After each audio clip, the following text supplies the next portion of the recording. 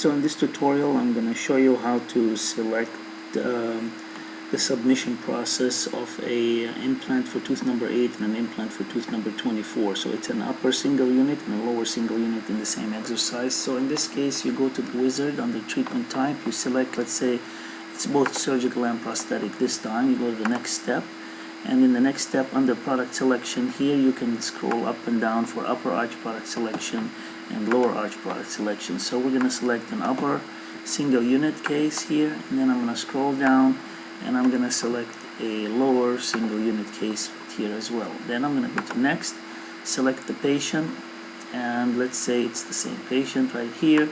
Upload the photos in step 4, upload the DICOMs, and then I'm going to go to the treatment components for this case. Notice there is a single unit upper arch case here and a lower arch single unit, and it's blinking on the top with the arrow showing you to select the components for the upper arch first.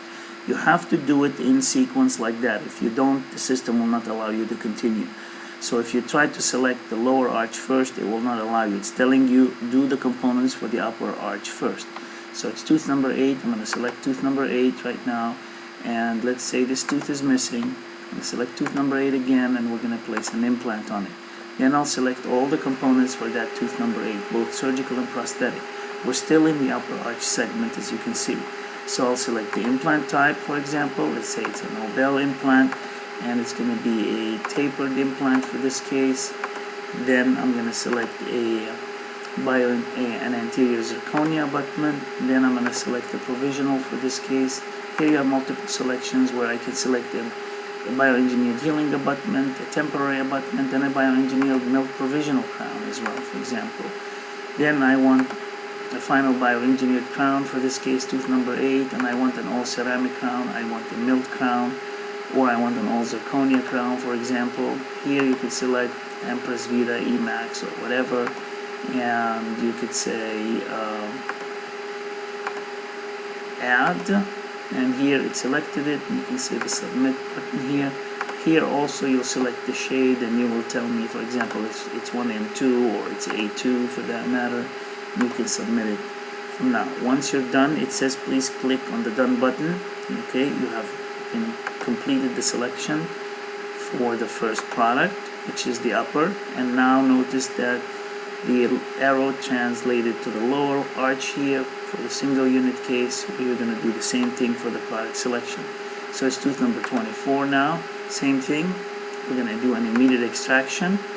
Then we're going to select tooth number 24 again and place an implant on it. Then we'll select the manufacturer one more time. It's Nobel, it's tapered, and I will do the same thing. I want an anterior zirconia abutment, and I want these multiple selections here for the bioengineered healing abutment, the temporary abutment, and a provisional crown for it as well, so I can sculpt the tissue.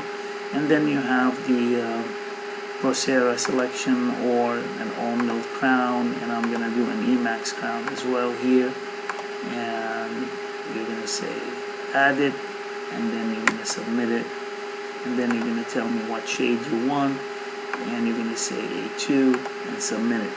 Once you're done with that, you click on next, and you're done with all your selections. Underneath right here you can tell me if you want it in occlusion or out of occlusion or with foil relief. You can tell me what kind of class 1, class 2, or class 3 relationship for the patient, and you want high translucency, medium translucency, you want the volume of the translucency, if you want heavy lobing or medium or low, if you want smooth or textured. So you give me all the details for the prosthetic aesthetics that is needed for this case. Once you're done, you go to the next, and then you go to the submission summary, and you can enter the surgery date that you wish in order to complete the case. And when you have everything completed, you save it, and it'll start uploading the data for that case.